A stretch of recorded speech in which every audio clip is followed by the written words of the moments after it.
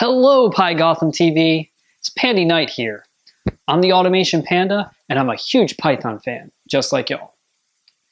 Have you ever seen those @ tokens on top of Python functions? Perhaps you've seen them on top of methods and classes too.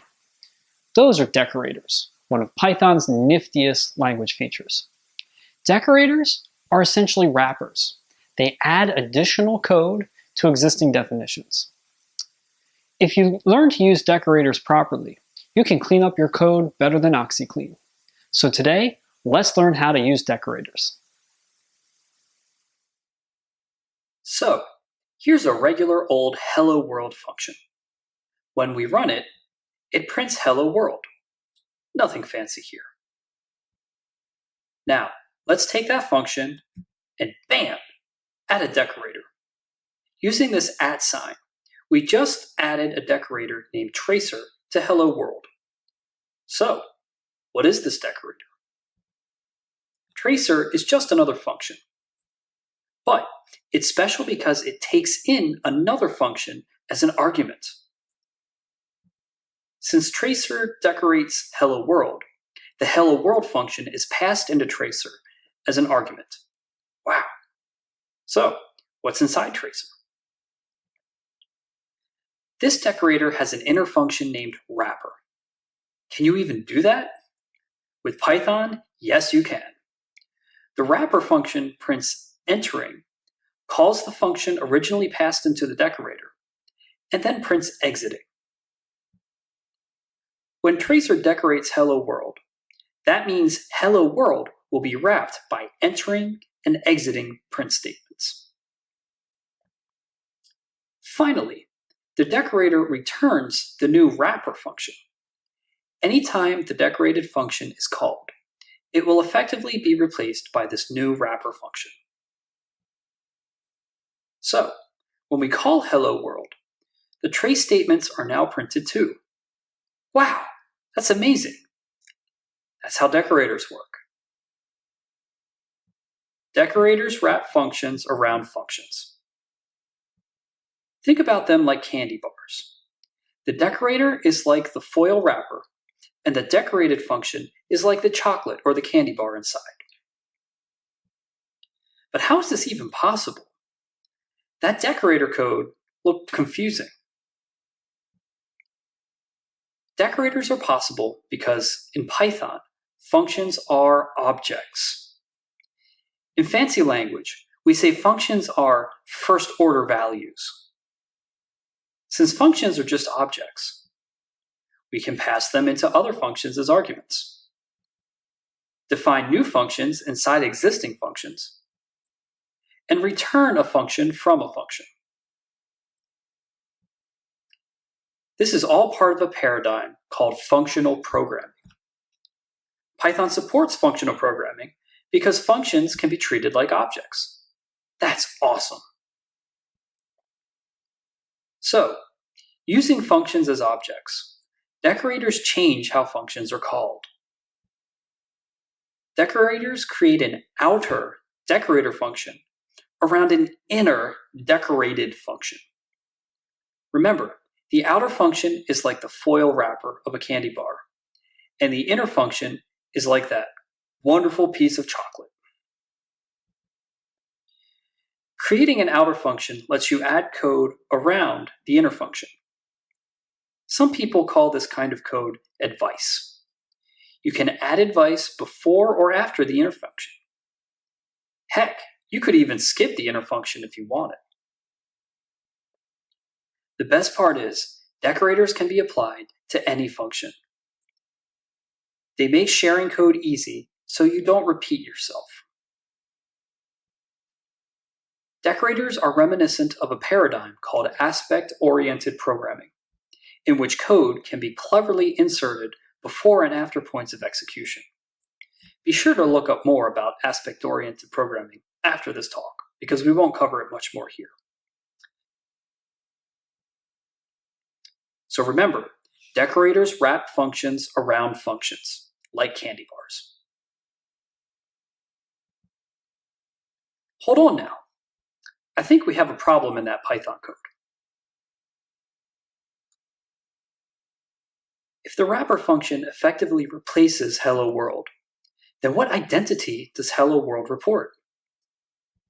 Unfortunately, its name is wrapper, and its help is also wrapper. That's not right. Never fear though, there's an easy solution. The functools module provides a decorator named wraps. Put functools.wraps on the wrapper function and pass in the inner function object. And decorated functions once again show the right identity. That's awesome.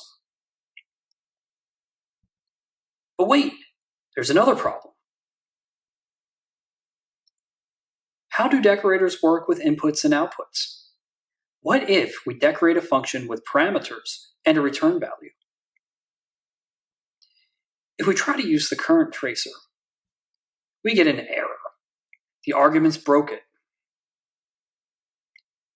Thankfully, we can fix it. First, add star args and star kw args to the wrapper's function's parameters, and then pass them through to the inner function. This will make sure all arguments go through the decorator into the decorated function. Then, capture the inner function's return value and return it from the wrapper function. This makes sure return values also pass through. If the inner function has no return value, don't worry. The decorator will pass through a none value. Now, when we call the function with the updated tracer, we see tracing is now successful again. When we check the return value, it's exactly what we expect. It works.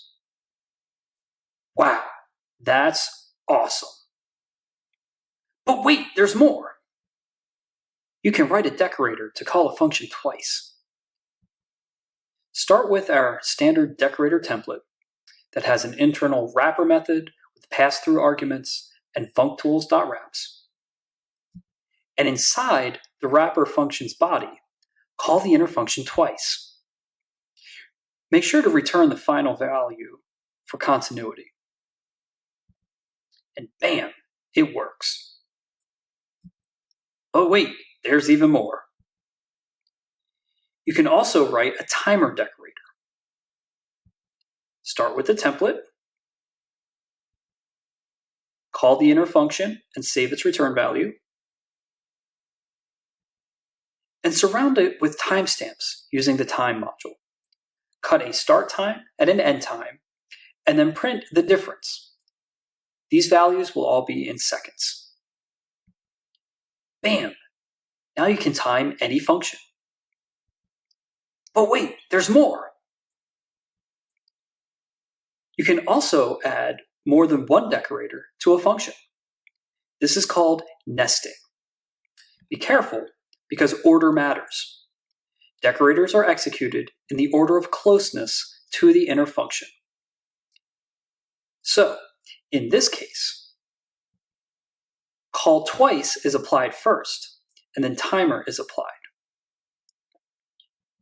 If these decorators are reversed, then each inner function call is timed. That's cool. But wait, there's more. You can scrub and validate function arguments using decorators. Check out these two simple math functions, add and subtract. Create a decorator to scrub and validate inputs as integers. Add our standard internal wrapper function, and make sure it has positional arguments this time.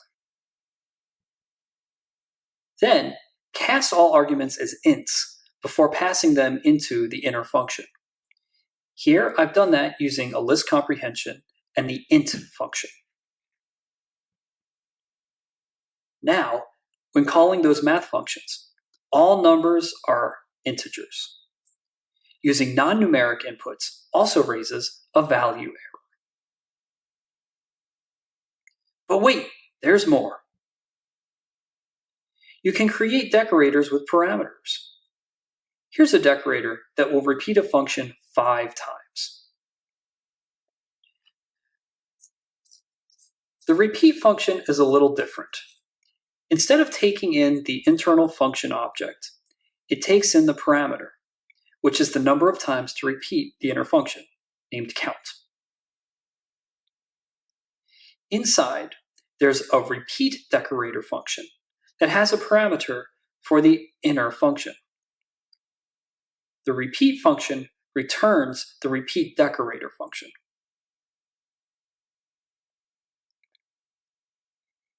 Inside repeat decorator is the wrapper function, the one that we've seen many times before. The wrapper function uses functools.wraps and passes through all arguments. Repeat decorator returns wrapper. I know this might seem a little bit confusing, but just bear with it. Finally, the wrapper contains the logic for calling the inner function multiple times, according to the repeat decorator's parameter value. For blank in range count, call that function with the pass-through arguments. Now, hello world runs 5 times. Nifty. But wait, there's more. Decorators can be used to save state. Here's a decorator that will count the number of times a function is called.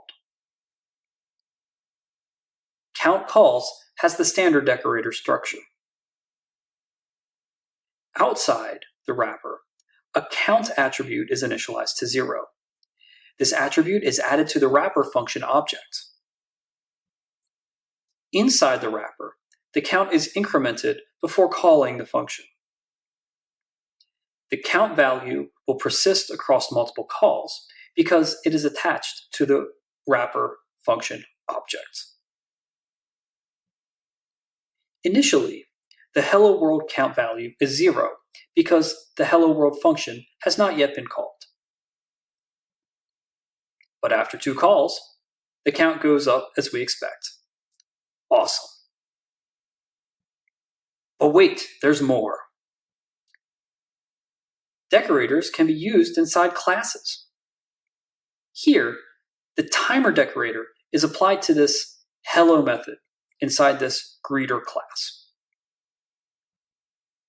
As long as parameters and return values are set up correctly, decorators can be applied equally to functions and methods. Here, we see how a call to the hello method for the greeter has its time tracked.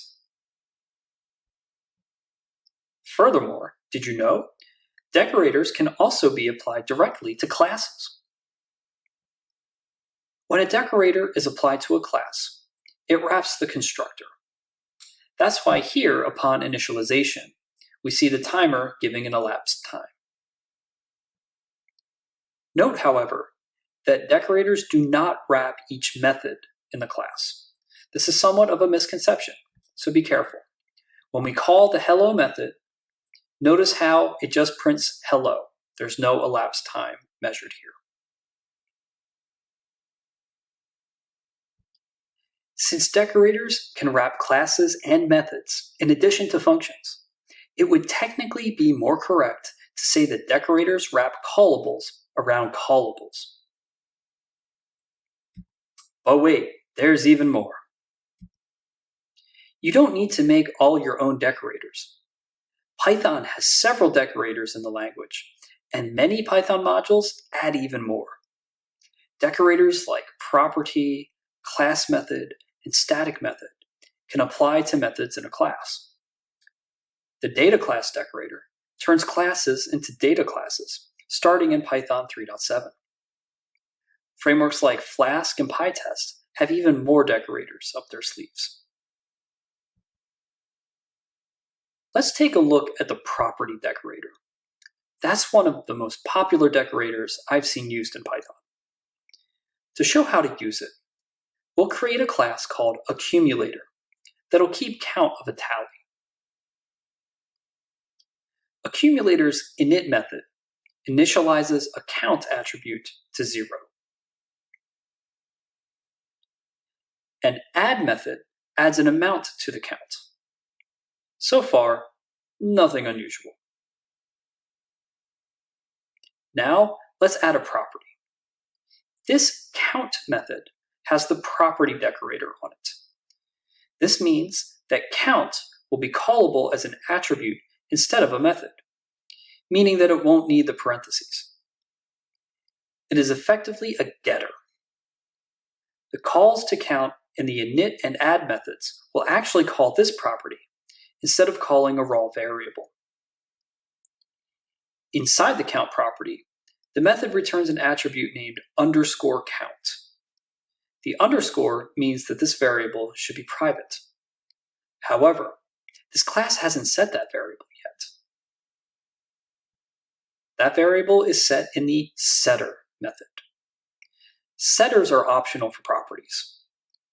Here, the setter validates that the value set is not negative. If the value is good, then it sets _count.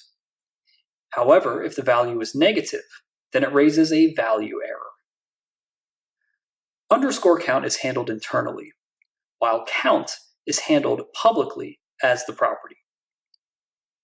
The getter and setter controls added by the property decorator let you control how the property is handled.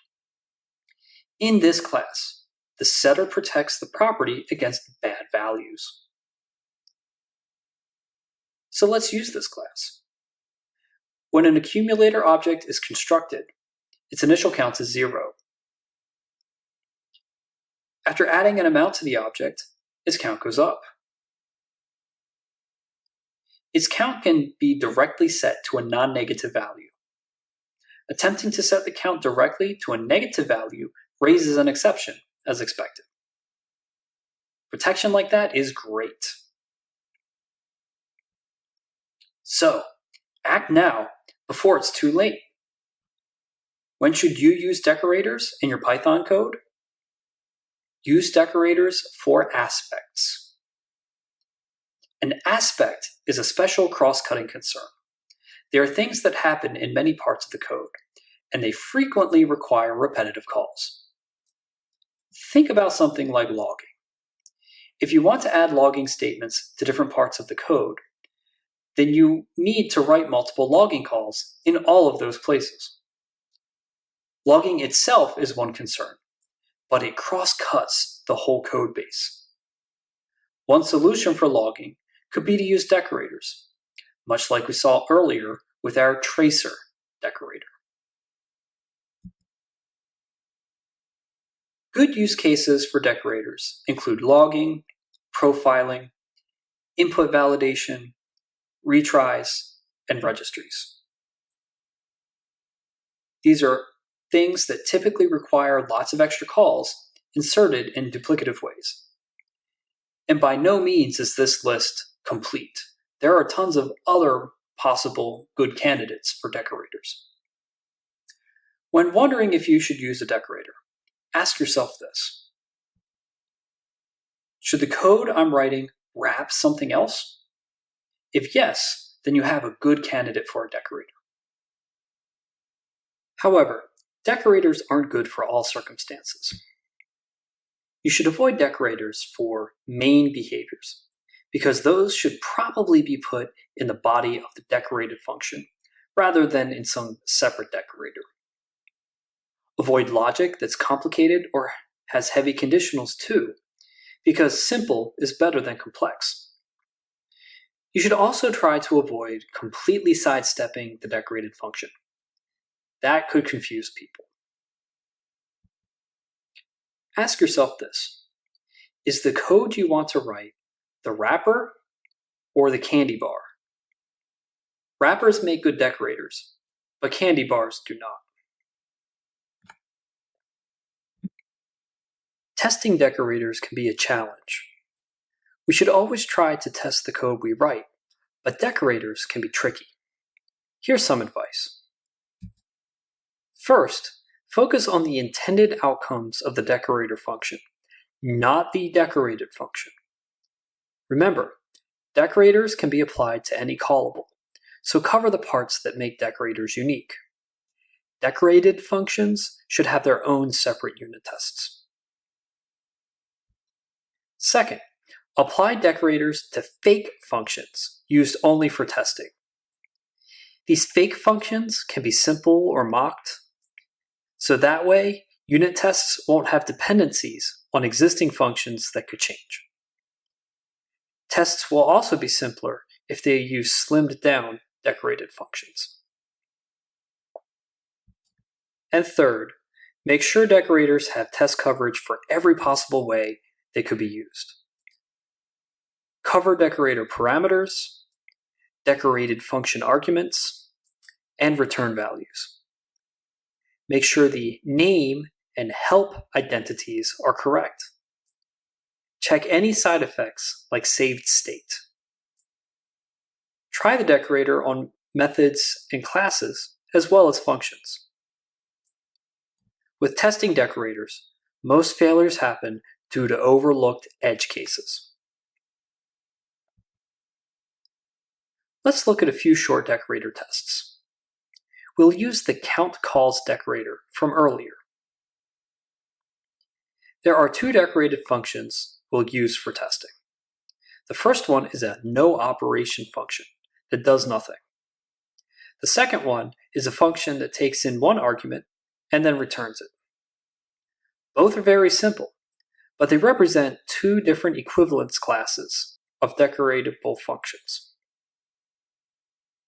The test cases will verify outcomes of using the decorator. For the count calls decorator, that means tests will focus on the count attribute added to the decorated functions. This first test case verifies that the initial count value for any function is 0. The second test calls a function 3 times and verifies that the count is 3. The third test exercises the same function to make sure arguments and return values work correctly. It calls the same function, asserts the return value, and finally asserts the count value. This collection of tests is by no means complete. It simply shows how to start writing tests for decorators. It also shows that you don't need to overthink unit tests for decorators. Simple is better than complex. I hope you found this infomercial about decorators useful. If you want to learn more, check out this real Python tutorial by Geir Arne Hell named Primer on Python Decorators. It covers everything I showed here, plus more. Thank you very much for listening. Again, my name is Pandy Knight, the Automation Panda and a bona fide Pythonista. Please read my blog at automationpanda.com and follow me on Twitter at automationpanda. Thank you very much and enjoy the rest of PyGotham TV.